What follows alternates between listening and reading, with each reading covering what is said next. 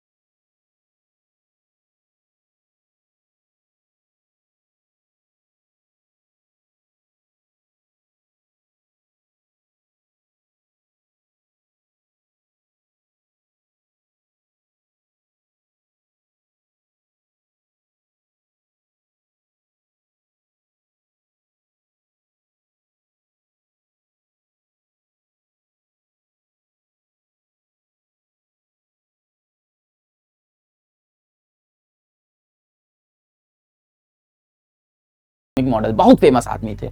और नील बोहर को इन्होंने बताया कि हिटलर एटम बम बना रहा है, ये बात अमेरिका को बता दो, क्योंकि अगर हिटलर के हाथ में एटम बम लग गया तो सोचो दुनिया का क्या होता। तो नील बोहर ने कहा अच्छा। तो नील बोहर डेनमार्क में थे, इनके कुछ मित्र थे जैसे लियो सिलर्ड हो गए, जैसे एडवर्ड टेलर हो गए। एडवर्ड टेलर को आज के समय में कहा जाता है हाइड्रोजन बॉम्ब का पिता। ये सब बहुत बड़े लोग हैं, पर आज उस समय नहीं, तब ये यंग थे, तब ये नौजवान थे, तब चीजें बना रहे थे। तो इन्होंने, नील बोहर ने लियो सिलर्ड और एडवर्ड टेलर को ये बात बताई। अच्छा, ये दोनों भी यहूदी थे और ये दोनों भी यूरोप से भाग के ही अमेरिका में गए थे। तो नील बोहर ने कहा कि ऐसा करो कि हिटलर एटम बम बना रहा है, न्यूक्लियर फिजन की खोज हुई, ये बात जाके अमेरिका के राष्ट्रपति को बताओ, क्योंकि अमेरिका सबसे शक्तिशाली है, और उससे बोलो कि एटम बम पहले वो बना ले। इन्होंने कहा साहब अमेरिका का राज हमारे जैसे छोटे साइंटिस्ट की नहीं सुनेगा। अब लियो सिलर्ड दिमाग वाले थे, इन्होंने क्या किया, ये जाकर मुलाकात किए किससे, एल्बर्ट आइंस्टीन से। क्या ये बड़ा आदमी है, इसकी तो सुनेगा अमेरिका की राष्ट्रपति, नोबेल प्राइज विनर है, क्या आदमी है। तो इन्होंने जाके एल्बर्ट आइंस्टीन को सारी कहानी समझाई कि ऐसा ऐसा है, न्यूक्लियर फिजन की खोज हो गई है, और ऐसा है कि वहां पे अब जो हिटलर है वो एटम बम बना रहा है। अच्छा, आइंस्टीन खुद भी एक यहूदी थे, ज्यू थे, ये खुद ही जर्मनी से भाग के अमेरिका आए थे, तो ये जानते थे हिटलर कैसा भैया आदमी है। तो इन लोगों ने एक पत्र लिखा, एक लेटर लिखा रूजवेल्ट को, अमेरिका के राष्ट्रपति को एक पत्र लिखा और उनको चेतावनी दी कि भाई हिटलर एटम बम बना रहा है, पूरी दुनिया पे कब्जा कर लेगा, एक आप ही हो जो आप पूरी दुनिया को बचा सकते हो। अच्छा, अमेरिका द्वितीय विश्व युद्ध में नहीं आया, बिल्कुल भी नहीं आया, क्योंकि पहले विश्व युद्ध में इसने बहुत कुछ खोया था। इसने कहा मुझे नहीं लड़ना है, यूरोप अपनी चीजें अपने खुद से संभालो, मैं नहीं कूद रहा उसके अंदर। तो रूजवेल्ट ने कहा अच्छा एटम बम बना रहा है, अच्छा यार ऐसा है। इसने देखा अच्छा हाँ सही में यार हिटलर की तो जो सत्ता है बढ़ती जा रही है, देखो पूरे जर्मनी, पूरा मतलब पूरे यूरोप पे जर्मनी कब्जा करता जा रहा है। दूसरी तरफ एक और चिंता का विषय था रूजवेल्ट के लिए, भले ही ये विश्व युद्ध में कूद नहीं रहे थे, पर ये दूर से देखते रहे थे कि जिस तरह से हिटलर यूरोप को कब्जा करता जा रहा था एक तानाशाह की तरह, उसी तरह से एशिया में हिरोहितो, ये जापान के राजा थे, हिरोहितो, इनको भगवान बोलते थे जापानीज, ये भगवान जैसे थे, इनकी बात को कोई काट नहीं सकता, ये सब ऐसे ही तानाशाह लोग थे। हिरोहितो ये पूरे एशिया पे कब्जा करना चाह रहे थे, दक्षिणी एशिया पे कब्जा कर भी लिया था। तो एक तरफ से जापान पूरे एशिया पे कब्जा कर रहा है, अमेरिका सब बैठ के देख रहा है कि करे क्या, एटम बम बनाना शुरू करते हैं। तो अमेरिका ने अपनी यूरेनियम कमिटी बनाई और एटम बम की खोज करना शुरू कर दिया। इस समय विश्व के सभी देश एटम बॉम्ब की खोज करना चाहते थे, क्योंकि न्यूक्लियर फिजन, नाभिकीय विखंडन की खोज हो चुकी थी। जैसे कि ब्रिटेन और कनाडा ने एक टीम बनाई, ट्यूब एलॉय प्रोजेक्ट, और इनके सारे वैज्ञानिक लग गए एटम बॉम्ब की खोज करने। हिटलर यानी जर्मनी ने यूरेनियम क्लब बनाया था, एटम बॉम्ब की खोज कर रहे थे। अमेरिका ने यूरेनियम कमिटी बनाई थी, एटम बॉम्ब की खोज कर रहे थे। जापान ने अपना नीगो प्रोजेक्ट बनाया था, एटम बॉम्ब की खोज हो रही थी। यूएसएसआर अपना एटम बॉम्ब खोज रहा था। सभी देश चाहते थे कि सबसे पहले एटम बॉम्ब मैं बनाऊं और पूरे विश्व पे कब्जा कर लूं। खैर, इसके बाद कुछ अजीब हुआ। जापान जो कि दक्षिणी एशिया पे कब्जा करता जा रहा था, इस पे अमेरिका की नजर पड़ी और अमेरिका ने कहा यार मुझे इससे युद्ध तो करना नहीं है, पर इसे रोकना पड़ेगा, इतनी शक्ति आ जाएगी तो ये मेरे खिलाफ खड़ा हो सकता है। तो अमेरिका ने जापान को बोला कि हम तुम्हें अब कोई भी टेक्नोलॉजी नहीं देंगे। जापान ने कहा टेक्नोलॉजी तो मैं खुद बना लूंगा, क्या दिक्कत है। अमेरिका ने कहा अच्छा, अमेरिका ने कहा जापान हम तुमको तेल नहीं देंगे, ऑयल नहीं देंगे। तेल अमेरिका के पास था। अब जापान को दिक्कत हुई, तेल नहीं मिलेगा तो युद्ध कैसे लड़ेंगे, जीवन कैसे चलेगा। तो जापान ने कहा कोई बात नहीं, हमारे आसपास ऐसे कुछ राज्य हैं जहां पे तेल होता है, हम वहां से तेल ले लेंगे। पर इन राज्यों के ऊपर भी अमेरिका का ही कब्जा था। तो अब जापान ने कुछ पागलपने वाला काम किया, एक ऐसा काम किया जो इसके औकात के बाहर था। इसने सोचा मैं से बना है, आओ समझते हैं एटम किससे बना। तो प्रारंभिक रूप में 3 पार्टिकल मिले थे एटम के अंदर। एक तो जे थॉमसन ने इलेक्ट्रॉन को खोजा था, बोला था कि इलेक्ट्रॉन नेगेटिव आवेश, नेगेटिव चार्ज वाला कोई पदार्थ है जो गोल गोल गोल गोल घूमता रहता है परमाणु में। किसके गोल गोल घूमता है, तो बोला गया कि एटम के बीच में एक बहुत ही ठोस एक चीज है, एक पदार्थ है जिसको बोलते हैं हम लोग न्यूक्लियस बोलते हैं, है ना, नाभिक बोल सकते हैं। अब ये न्यूक्लियस के अंदर क्या क्या है, तो न्यूक्लियस के अंदर पॉजिटिव आवेश वाला प्रोटॉन एक पार्टिकल है, पॉजिटिव चार्ज वाला, और एक बिना किसी आवेश वाला पार्टिकल है न्यूट्रॉन, है ना। ये जो न्यूक्लियस की खोज थी ये की थी रदरफोर्ड ने, और न्यूट्रॉन की खोज सबसे देर में हुई थी क्योंकि इसके ऊपर कोई आवेश नहीं था। तो इसकी खोज हुई थी 1932 में, जेम्स चैडविक ने की थी। वापस चलते हैं जर्मनी में। तो तो जर्मनी में 1938 में दो वैज्ञानिक थे, ओटो हान और लीज मितनर। इन्होंने एटम्स को तोड़ दिया और तोड़ के दो नाभिक बना दिए। इसको बोलते हैं न्यूक्लियर फिजन या नाभिकीय विखंडन। अब ऐसा होता है सिर्फ और सिर्फ बहुत भारी न्यूक्लियस के लिए। जैसे आप मान लो यूरेनियम का न्यूक्लियस है, बहुत भारी होता है। इसको अगर तोड़ के हम दो छोटे छोटे न्यूक्लियस बनाएं तो ढेर सारी ऊर्जा निकलती है। पर यह इतना आसान भी नहीं है। ऐसा करने के लिए क्या करना होता है कि एक बड़े भारी न्यूक्लियस के अंदर एक न्यूट्रॉन मारा जाता है। मारते ही ये भारी न्यूक्लियस दो छोटे छोटे न्यूक्लियस में टूट जाता है और साथ में 3 न्यूट्रॉन भी निकलते हैं। ये जो दो छोटे छोटे न्यूक्लियस होते हैं ये बराबर के करीब करीब बराबर के भार के होते हैं। जरा एक बार देखते हैं।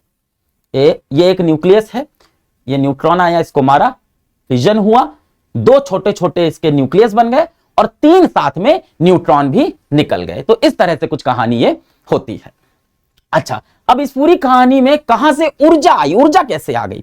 अब जरा सोचो कि अगर ये बहुत बड़ा न्यूक्लियस टूट के दो छोटा छोटा गेंद बनाए, इन दोनों गेंदों का वजन मैं जोड़ूं तो इन दोनों गेंदों का वजन जोड़ने पे इसके वजन के बराबर होना चाहिए, है कि नहीं? इनका वजन जोड़ के इसके वजन के बराबर होना चाहिए, पर असल में ऐसा नहीं हुआ।